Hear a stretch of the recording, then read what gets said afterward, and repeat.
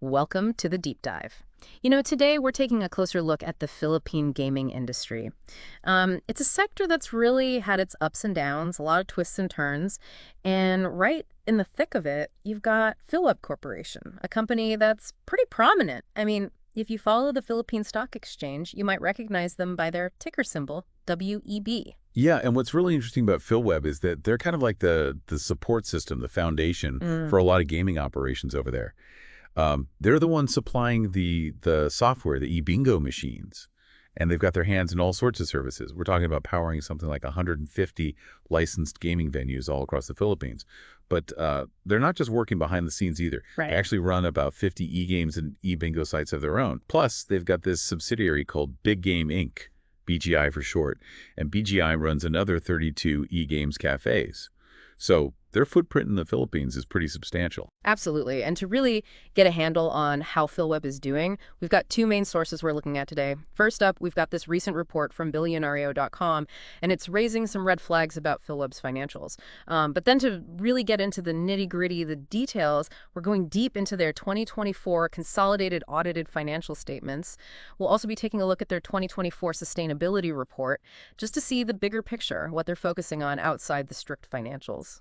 Yeah, and if we look at what's been making headlines, that Billionaire report, it really focused on some pretty substantial losses that PhilWeb took in 2024. So what we're trying to do today is go beyond those headlines, really dig into the financial numbers and try to figure out why things look the way they do. Right, so let's get right to it. That headline from Billionaire really jumped out. PhilWeb's net loss, it's skyrocketed, ballooned to 599.2 million in 2024. To put that in perspective, that's a whopping 734% increase from their 2023 loss, which was 71.7 million. That's a huge jump. Right. And according to Billionaire, PhilWeb is saying this downturn is mostly because of a couple of things. They talk about these one-time write-downs. They call them non-performing assets. And there's also some adjustments related to franchise taxes. These are the areas we really need to investigate to see if these issues are just one-offs or a sign of a bigger problem. Okay. Think of an impairment, like when a company recognizes that an asset isn't worth as much as they thought. It's kind of like realizing that old phone you have just isn't worth what you paid for it anymore. Yeah, that makes sense. And it wasn't just their profit that took a hit. Billionario also mentioned that their revenue went down too, by 5%, ending up at 774.6 million. So it seems like they had issues both with bringing money in and managing their costs. And here's something interesting to think about. The article quotes Greg Araneta. He's basically saying that if you take out the effects of the franchise tax and those goodwill impairments, PhilWeb would have actually had a better operating cash flow in 2024 than they did in 2023. And get this, they would have even ended up with a net income, a profit. So that really shows you just how much those one-off items affected their reported profit. Yeah, that's a really important point to keep in mind. And get this, even with that massive net loss, Billionario says PhilWeb still managed to have positive cash flow. We're talking 51.5 million, even after paying out 38.7 million in franchise taxes. So even though they ended up with a loss on paper, it seems their core business was still making money. So how does positive cash flow make sense when their net loss is so big? It almost seems contradictory. Well, it shows the difference between net loss and cash flow. You see, a net loss takes into account all revenues and expenses, even the non-cash ones like those impairments.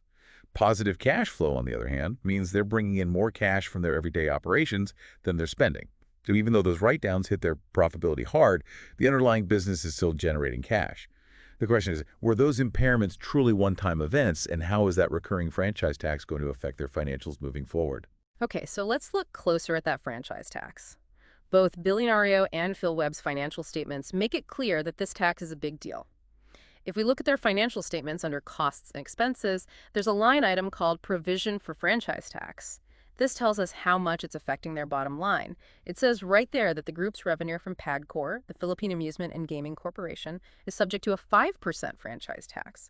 And that's instead of all other taxes. So a pretty big chunk of their cost is directly linked to how much revenue they're making. Exactly. And when you apply that 5% to their 774.6 million revenue, it's a big expense.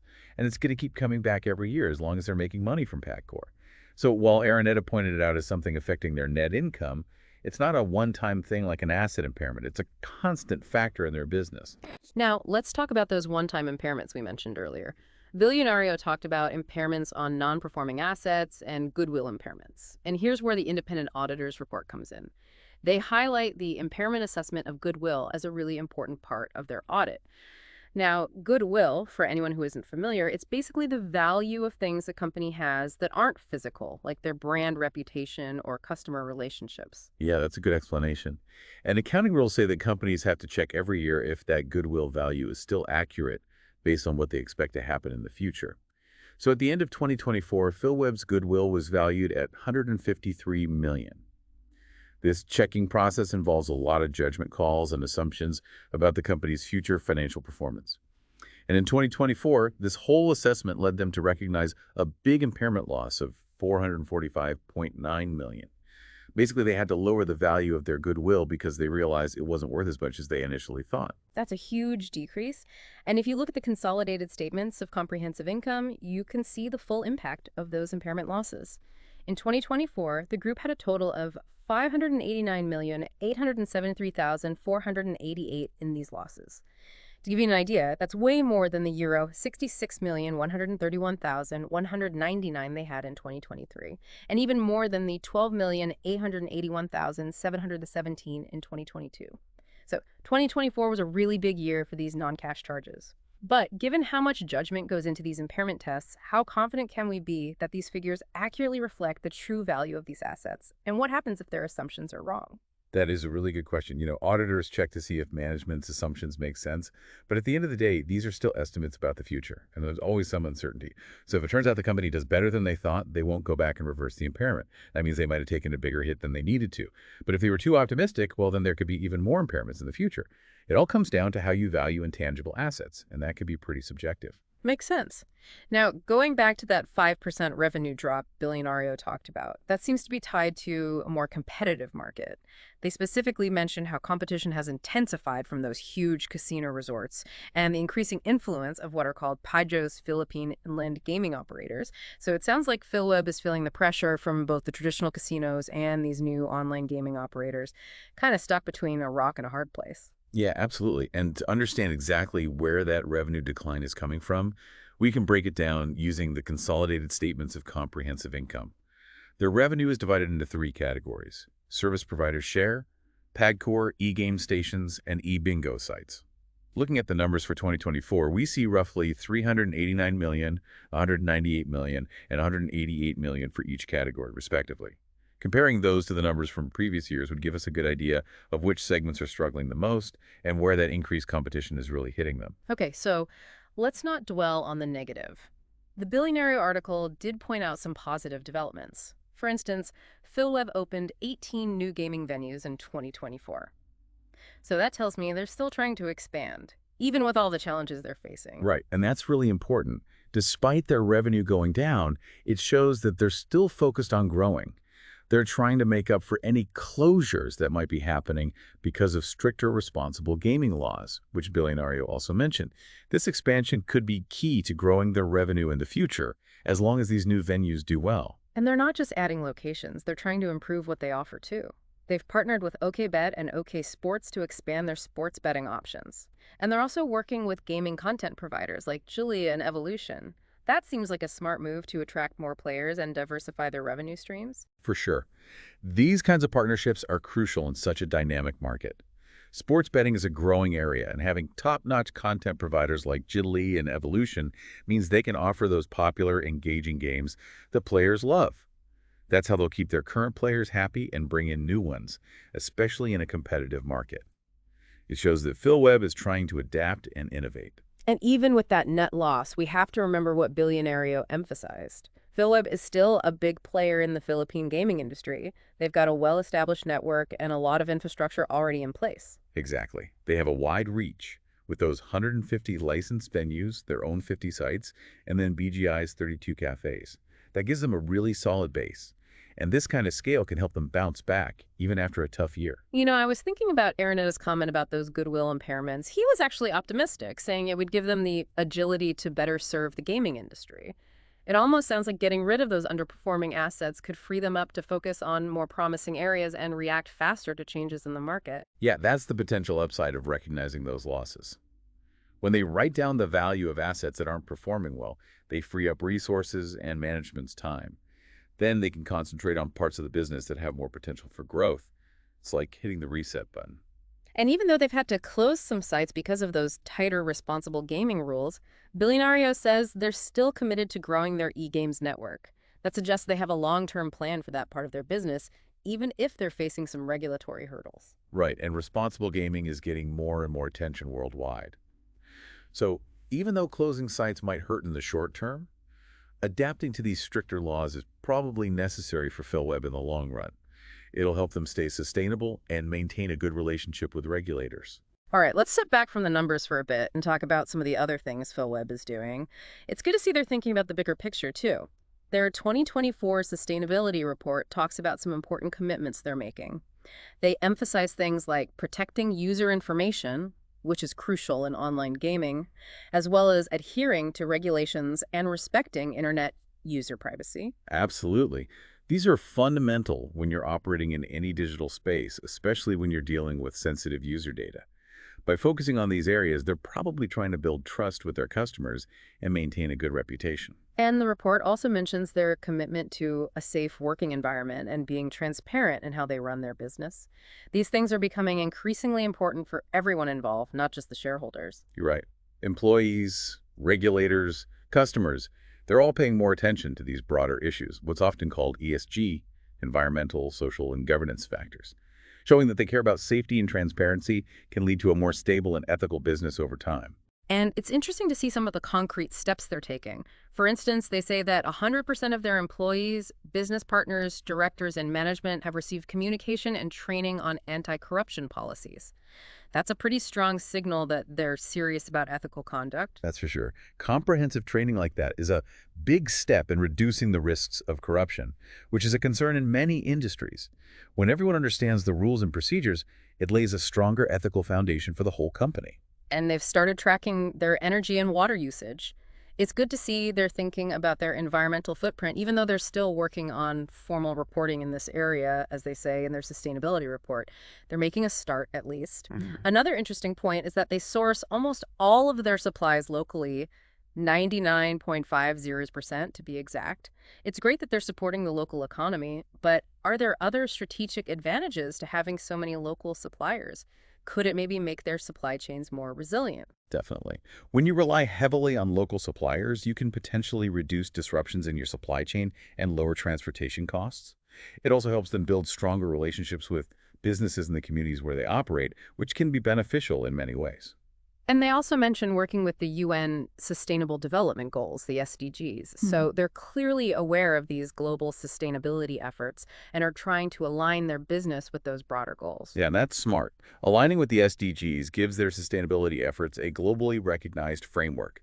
It also might appeal to investors and customers who like companies that have a broader purpose beyond just making money.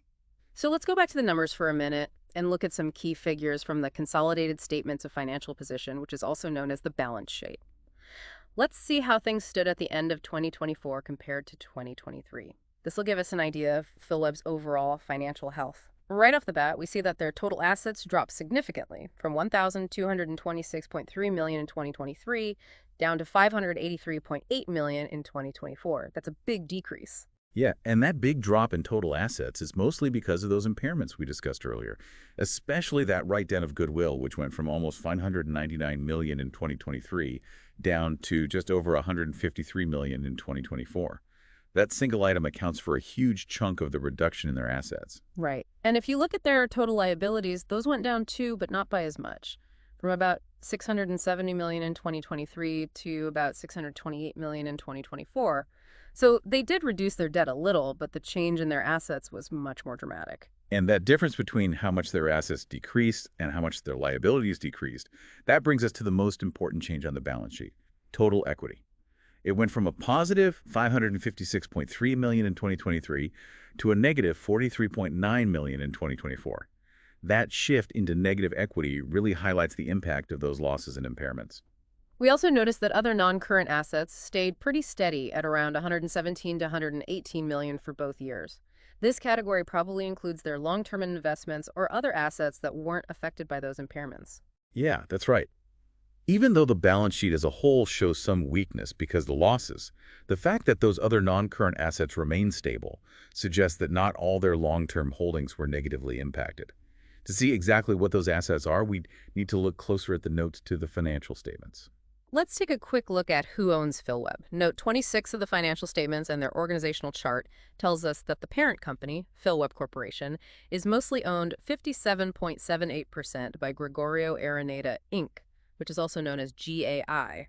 That kind of concentrated ownership, where one entity has a majority stake, is pretty common in Philippine companies. It means GAI has a lot of say in what direction PhilWeb takes. And as we mentioned before, PhilWeb has several subsidiaries, the most important being Big Game, Inc., or BGI. Their main business is running those e-games pegs, the electronic gaming sites that are licensed by PagCorp. It's helpful to understand this structure because it shows how the different parts of the business contribute to their overall financial performance. It also shows how problems or opportunities in one area, like BGI's operations, can affect the entire group. All right, last but not least, let's talk about what the independent auditors, Reyes, Takandong and Co., had to say. They issued an unmodified opinion on the consolidated financial statements for both 2024 and 2023. Now, for those who aren't accounting experts, that's generally a good thing. It means the financial statements are presented fairly. Yes, an unmodified opinion is like a clean bill of health from the auditors. But there's this one paragraph that follows that we need to pay attention to: material uncertainty related to going concern. This is something that potential investors and stakeholders need to know about. Definitely. The auditor specifically mentioned that the group had a net loss of $599.2 million in 2024. And at the end of the year, their current liabilities, meaning what they owe in the short term, were about $36.7 million higher than their current assets, which is what they have on hand or can easily turn into cash. The auditors are saying that these conditions raise serious doubts about PhilWeb's ability to continue operating as a going concern. In simpler terms, they're questioning whether PhilWeb can keep running normally in the future unless they make some major improvements. Yeah, it's a red flag. They're saying the numbers are accurate, but this going concern issue highlights a fundamental risk. It means that unless PhilWeb significantly improves its profitability or gets more funding, their long-term operations are uncertain. The auditor's report does say that management has plans to tackle this uncertainty. They're talking about buying back their own shares when they see fit and focusing on attracting and keeping players by offering a better gaming experience and adding new content both in their physical locations and online. So it sounds like they have a strategy in mind to try and turn things around. These are definitely proactive steps that management is outlining to try and reassure everyone. It makes sense that they try to expand their customer base and make the gaming experience better to boost revenue and improve their financial situation. And using treasury shares could be a way to manage their capital more effectively. But we'll need to see what their future financial reports say to know if these plans are actually working to address that going concern issue. So, to sum up our deep dive today, PhilWeb had a rough year financially in 2024. That big net loss was mostly due to those one-time asset write-downs and the impact of franchise taxes. And the increasingly competitive gaming market also played a role in their revenue decline. But it's not all doom and gloom. They're still generating positive cash flow, they're actively adding more gaming venues, and they're making strategic partnerships to offer players more options. There's still a significant force in the Philippine gaming industry. Right. But we can't ignore that material uncertainty related to going concern that the auditors brought up. That's a serious challenge that PhilWeb needs to overcome if it wants to survive in the long term. This deep dive has given you a glimpse into PhilWeb's situation based on the Billionario report, their 2024 financials, and their sustainability report. To get the full picture, I'd really encourage you to check out those documents yourselves. And on that note, here's something to think about. PhilWeb is facing some serious financial headwinds, and the Philippine gaming industry is constantly evolving and becoming more competitive. What kind of fundamental changes, beyond just opening more venues and adding games, might they need to make to achieve real, sustainable profitability and keep growing in the years to come? Thanks for joining us on this deep dive.